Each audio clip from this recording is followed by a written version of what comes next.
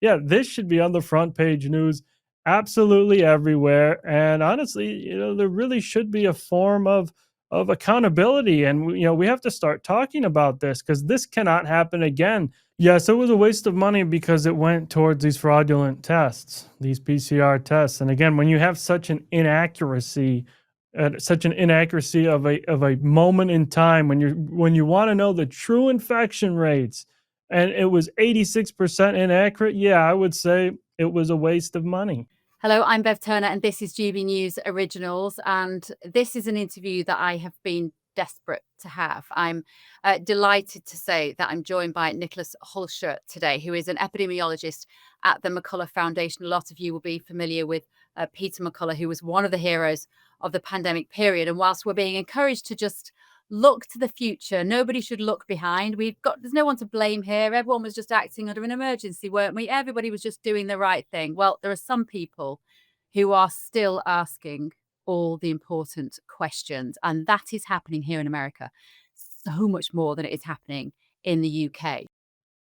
Nick, the reason I wanted to talk to you today specifically, and there are so many topics that we could cover, is about this new research into the PCR tests. Now, of course, we all remember that period of time where your freedom, the key to your freedom was whether you passed a PCR test. So these were treated as this gold standard of testing, and it determined whether you could go and see a loved one who was dying, or whether you could go and visit your children. I mean, just the most extraordinary measures that we were pushed towards now, and you think about how ridiculous it was.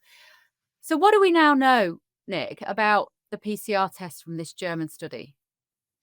Yeah, well, you're right. These PCR tests were widely utilized for the past 4 years since the pandemic began and formed the basis of the restrictions we face, the lockdowns, the vaccine mandates, and the fear that was generated as a result of this. And so it was all based on case counts based on PCR testing. So this new study was absolutely shocking, and it really confirmed the observations of many that were actually raising the alarms back in 2020, 2021.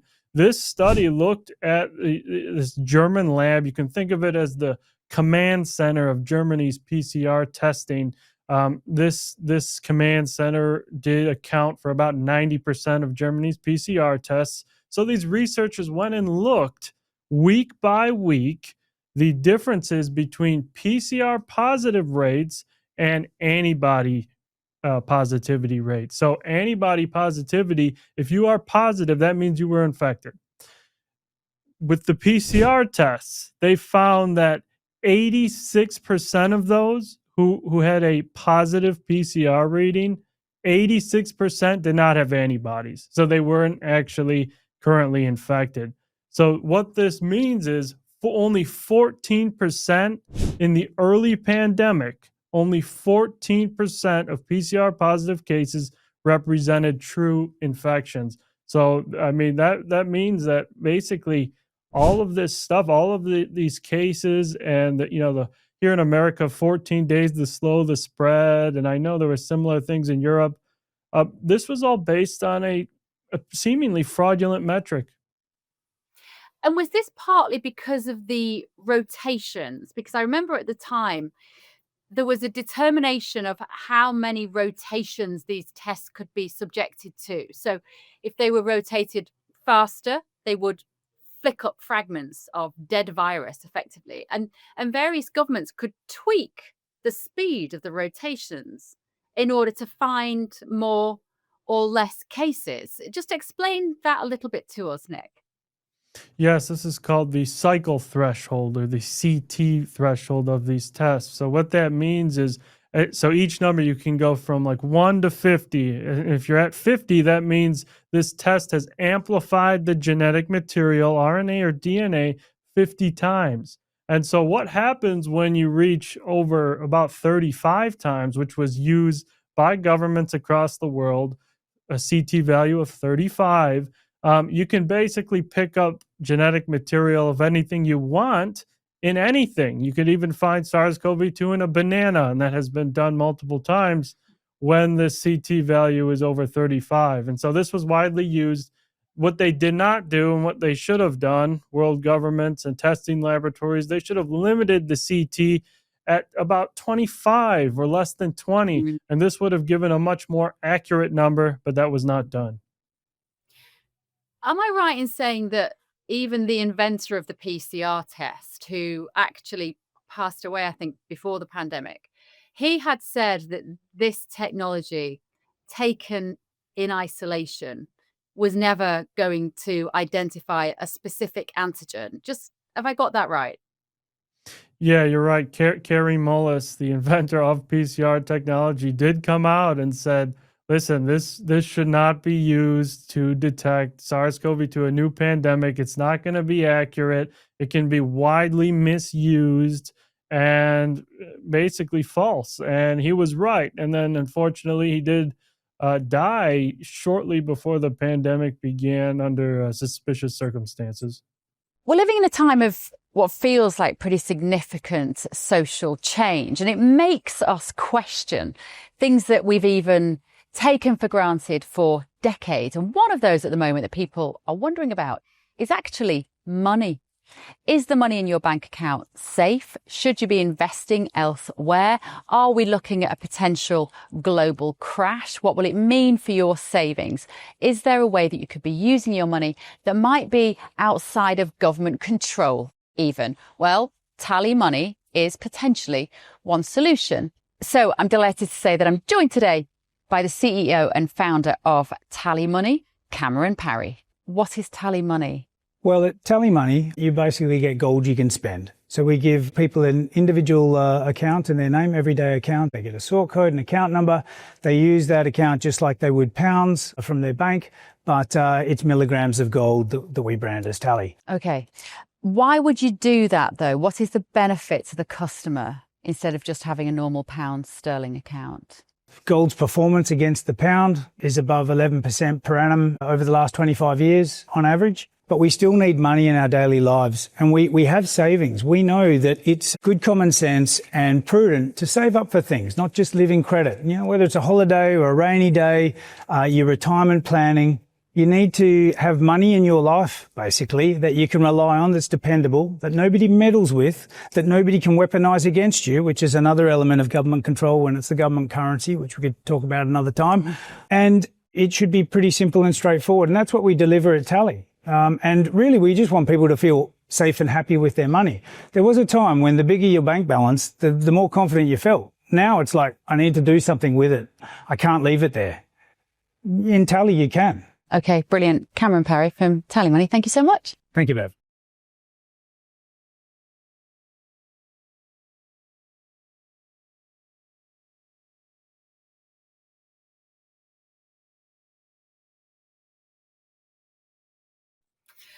Your work now at the McCullough Foundation and the depth of knowledge that you have, can you explain how the PCR test came to be treated as this gold standard?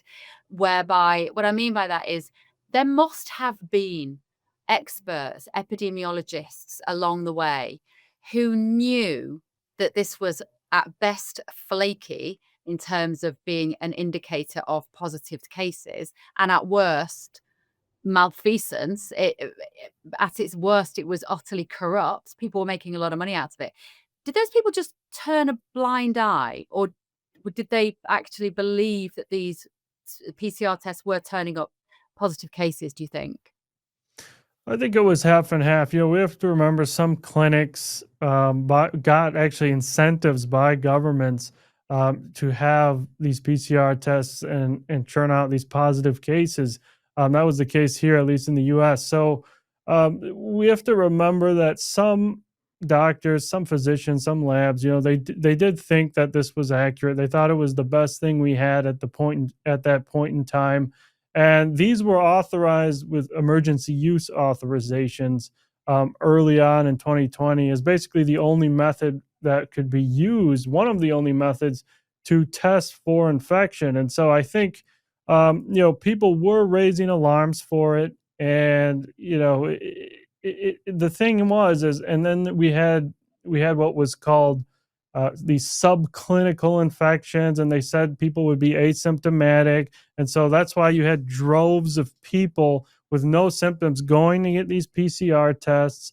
And that would further amplify this false case count with these tests because, again, they were running it at high thresholds. So, yeah, it was a very complicated situation. But the control centers, those who implemented these, emergency authorized these, they may have very well known it would not be very accurate. And we have to remember, as more fear is increased, perceived population fear, a study by Gao and colleagues found that there will be higher vaccine uptake and higher compliance to pandemic measures. And so that's why higher case count would mean more compliance. And when you think, Nicholas, about, I mean, when you think about the number of people who, for instance, would get off an aeroplane and were told, you've got to go into this hotel for 2 weeks whilst we wait for your PCR tests over certain numbers of days, it was all a lie. It was all absolute BS. That there's no rationale behind it. Why is this not on the front page of every single newspaper around the world saying we were conned and economies around the world are crushed? Ours is ruined because we spent £500 billion on that period of time of taxpayers' money. Why are so few people angry about this? That's a great question. You're right. This should be on the front page news of every major news organization because the past 4 years, we went through the lockdowns. People's lives were shattered. They lost their jobs. They lost their livelihoods. And it was all based on now a verifiably highly flawed test that in which only 14% represented true infection. So yeah, this should be on the front page news absolutely everywhere. And honestly, there really should be a form of accountability. And we have to start talking about this because this cannot happen again for any other future pandemics. We truly hope that this same PCR test will not be widely deployed. And yet, if at the time I was one of those people, I didn't even want to do the lateral flow with your stupid piece of plastic up your nose. I mean, that was bad enough in itself. But, if anybody had said to me at the time, oh, you have to do a PCR test, to say, no, it's bonkers, it will pick up fragments of anything. We were the crazy ones. So it's like, what do we do? Do we just go forward, forget, move on, which is what the British government is doing? We had the COVID inquiry recently, and the conclusion being, guess what? We should have locked down harder, faster, sooner, then lives would have been saved. Absolutely ridiculous. At least here in America, do you get some sort of faith that Bobby Kennedy's team and Jay Bhattacharya, the Department of Health and Human Services, at least they are trying to shine a light into the dark corners of that period of time and maybe hold some people accountable? Yeah, they're starting to shine a light on that, that's for sure. And as each week passes, there is more and more disclosure of the past failures of the past administration during the pandemic. And so they are rolling that out. We know the lab leak hypothesis that was confirmed by the Trump administration in January or a little bit after January of this year. And they're rolling out other stuff. They're saying all of a sudden now there's talk of Anthony Fauci being prosecuted, as that may have been an auto pen pardon, and Trump just said they might revoke those pardons. And so there's a lot of exposure going on in the U.S. So I'm very hopeful that the United States can lead the way in accountability for the bad injustices that have happened. Yeah. Just looking at the UK taxpayer spending alone, Nick, from October 2020 to March 22, it's estimated that the UK spent about £25.8 billion of taxpayers' money on testing. Now, some of that would have been lateral flow, a lot of it would have been PCR, and that includes the transport back and forth, etc., of these ridiculous tests. Are you now telling me that was a complete waste of money? Yes, it was a waste of money because it went towards these fraudulent tests, these PCR tests. And again, when you have such an inaccuracy at such an inaccuracy of a moment in time when you want to know the true infection rates, and it was 86% inaccurate. Yeah, I would say it was a waste of money. It was a complete waste of money. That money should have went towards real tests that would actually work. Which would have been what? What test could we have done for COVID-19, whatever that specific antigen is? And I don't know your particular theory on that, but what would have worked? Yeah, so there's many things that would have worked, but one that is verifiable, and it was even revealed in the German study, was that, and we would have to find a way to quickly and cheaply measure your body's antibody levels to a certain antigen, because that will confirm whether your body literally was fighting against it or not. Now, that was being done, but it was not widely accessible, and you couldn't just go to any lab or drugstore around the nation and do that test. And so they could have made that easily accessible. They could have developed a version or form that would have been employed very easily. And then even if they still wanted to use the PCR test, they could have just lowered the cycle threshold to less than 20, less than 15, and they would have got a much more accurate number.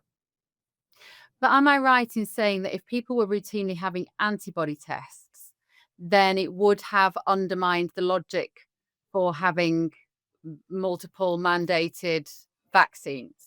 Because people would have said, well, I've already got the antibodies. And for the first time in history, we were told, oh, well, you may have had this infection, but you still need to get this untried mRNA drug. So surely there was no reason for the people making the decisions at that time to encourage antibody testing, because it would have made a mockery of their fake science.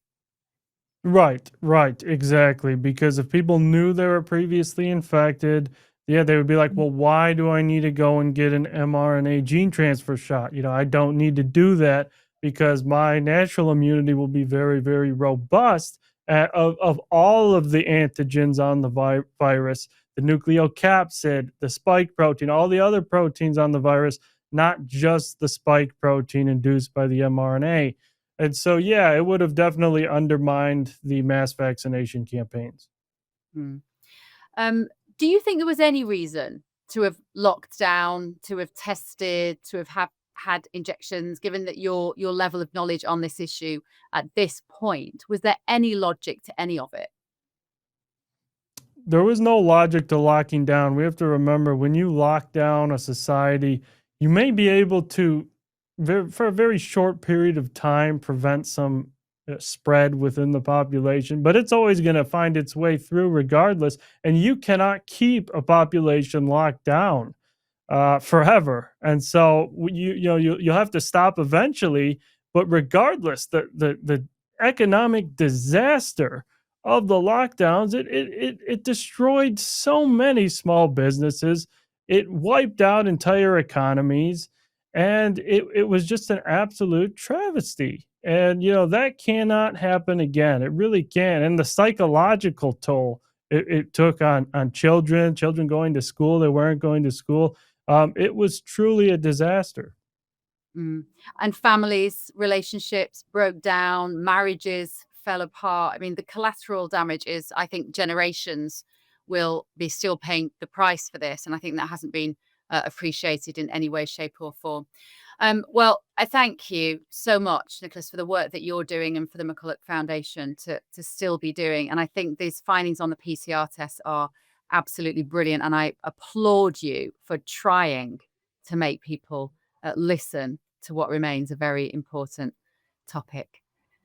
Thank you so much. That was Nicholas Hulscher there from the McCullough Foundation. I'm Bev Turner. This has been GB News Originals. If you would like, please subscribe, like, and comment below the video and share it, and get the GB News app wherever you find your apps. See you next time.